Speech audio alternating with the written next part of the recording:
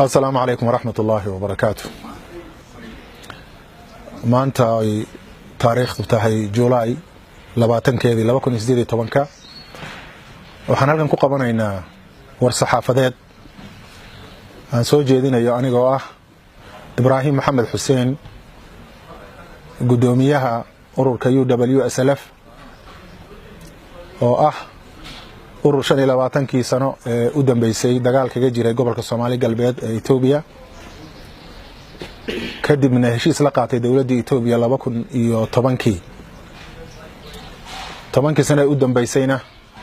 xal siyaasadeed ku raadinaya xuquuqda shacabka yaa waxaan isleenahay maanta wuxuu marayaa deegaanka Soomaalida Itoobiya xaalad aan laga aamusi karin oo loo baahan yahay in laga hadlo waxa wada ogsoontihiin in aan ahayn urur muddo ku raadinayay xaqa shacabka Soomaali galbeed dagaal hubaysan laakiin 2010 markii la soo gaaray yaa waxaan fiirinay xaaladda halganku ku sugan yahay iyo xaaladda shacabka iyagu marayo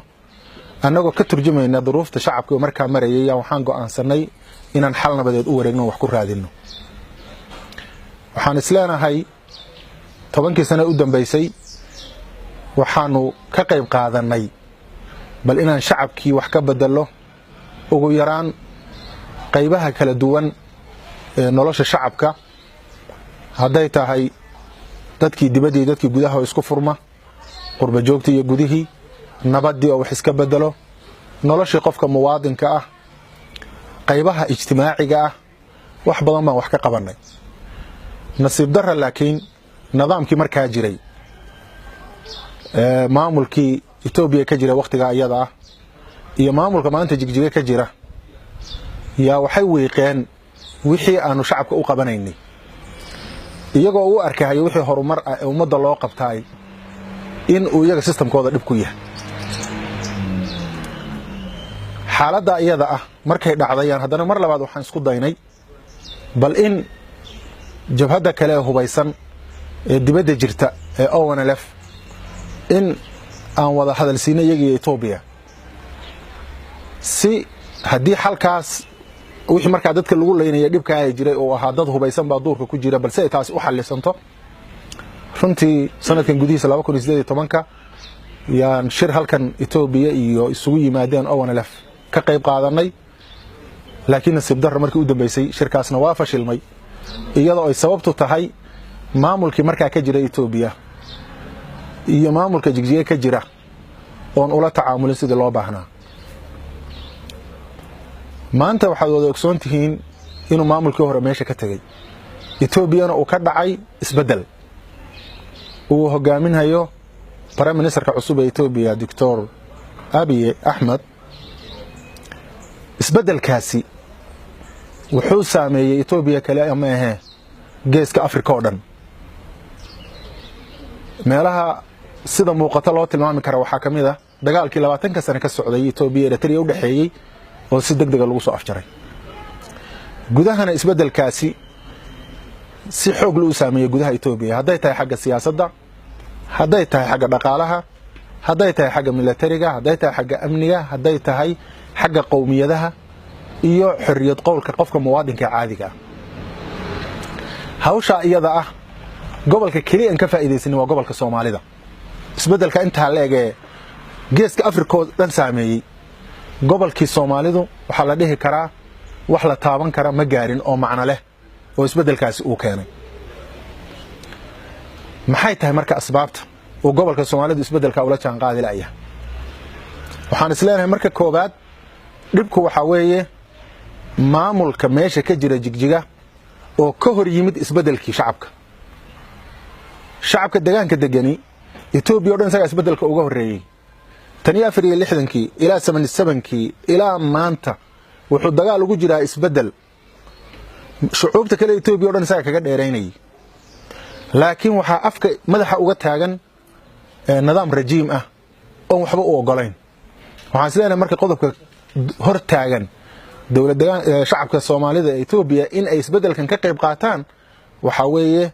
maamulka ka jira Jigjiga ee madaxda ka yahay madaxweyne Cabdi Maxamed Cumar runtii waxaan isleenahay ama aan marar badan aaminsanaa in xal loo heli karo qadiyadaas bishii Ramadaan 3 bari ciida ka hor baan madaxweyne Cabdi Maxamed Cumar ugu tagay Jigjiga waan la fariistay waxaan ku iri walaalow isbedelkana dhacay shacabkiina waa isbedel doon xal buu u baahan yahay inaad isbedelka ka mid noqoto sida madaxda deegaanada kale ay sameeyeen madaxweynaha Oromada madaxweynaha Amxaarada shacabkoodu markuu isbedelka rabay iyaga hor socday wayna ku guuleysteen maantana shacabkoodu wuxuu goranayaa midhihii isbedelkaas hormar oo hor soco oo shacabkii isbedelka u keen haddii kale dhinac uga istaag oo shacabku iyaga isbedelkii rabee xilka iska dhiib qof ay rabaana iyagu ha isbedelka u hogaamiyo waa diiday waxaan ku yiri okay siiba joog laakiin dawladdan weyne oo dadkii waxbay sheeganayaan xuquuqda wax ka siiyo siyaasadii u ogolow waa diiday idan qadiyadii dawladda Soomaalidu waxay gaadhay meel darbi ah wixii hadda ka laabanna lagama aamusi karo haddaan darbigaas la dhaafinin waxaan leeyahay marka shacabka Soomaalida maanta dawladda Soomaalidu waxa hor taagan dib ah maamul aan isbedelka ogolayn bal waxaan wada ogsoonahay inuu miciin ka dhigtay wax la xiro wax la dilo wax la qaxiyo wax indhaha loo guduudiyo wax la dhaco waxaan wada ogsoonahay waxa ay ka soo saareen hay'adaha xuquuqul insaanku labadii usbuuc tagtay dhaxdeedii ay kaga hadleen dulmiga ka jira jeel ogaadeen iyo waxa dhacay waxaan anagu waan ogeyn laakiin hadda mujtamaci caalamka ogaanaya waxa meesha ka socda marka waxaan leeyahay maadaama uu yahay sababka ay shacabku uga qayb qaadan la yahay isbedelkan oo nidaamka rajiimka ee wax aqliga galaya jirin ay tahay waxaan leenahay xalku waa sida soo socota midda koobaad waxaan leenahay maamulkaasi xilka iska dhiibo wuxuu ku fashilmay inuu ka turjumo doonistii ummadda sida darteed ha iska dhiibaan xilka in xilka la iska dhiibana Itoobiya hadda waa culture ka jira waad garanaysaan ra'iisul wasaaraha Itoobiya Dasalin Haile Mariam isagoon cidina ku qasbin bulshada sharaf la isaga dhiibay wuxuu shacabka Itoobiya ugu jawaabay in uu maanta yahay boqorka Afrika in uu maanta yahay qofka ugu xurmo badan ee Itoobiya ka jira marka in xilka la iska dhiibo waa sharaf ee ceeb ma aha talabaad waxaan leenahay dadka Soomaaliyeed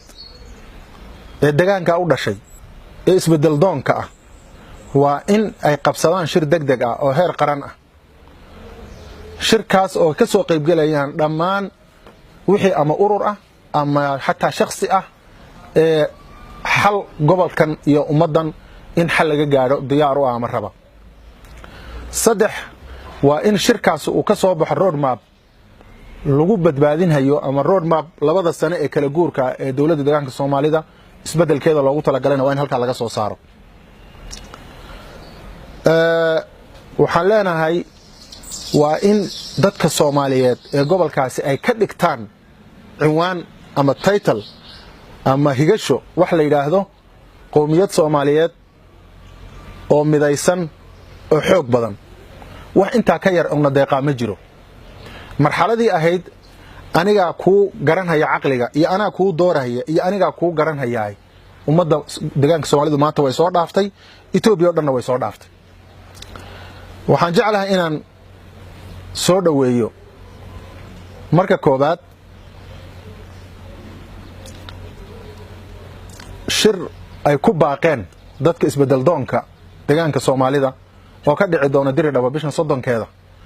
oo dhammaan xoogga isbedel doonka ay ka soo qayb gali doonaan oo lagu dhawaaqay aad iyo aad baan u bogaadinaynaa shirkaas waana soo dhaweynaynaa sidoo kale waxaan soo dhaweynaynaa wada hadal la rajaynayo mar dhow inuu ka dhaxbilowdo Itoobiya iyo ONLF oo runtii isaguna aan isleenahay wuxuu ku soo kordhin karaa deegaanka isbedel badan oo deganaansho iyo nabad ah sidoo kale baaq waxaan u diraynaa dawladda federaalka ku saabsan dagaalka xuduudda ee dhex socda labada qowmiyadeed walaalaha ee Oromo iyo Soomaali dagaalkaas oo markii la bilaabayna aan ognahay dadkii bilaabay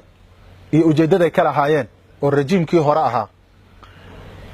maantana aad moodo inay gacmihii ka sii shaqaynayaan yaa waxaan si gooni ah fariin ugu dirahayaa ra'iisul wasaaraha cusub Dr. Abiy in sida uu haddaba yeelay ee fiican uu sii wado oo ah in la kala dhex dhigo ciidamo labada qowmiyadood laguna soo dabaalo nabad waarta oo dhex marta labada qowmiyadood waxaan u tacsiyeynayaa dadkii ku dhintay ilaahay inuu jannadii geeyo intii ku dhaawacantay ilaahay u boogadhayo inta dambana ilaahay xal waara uu na siiyo aad baad u mahadsantihiin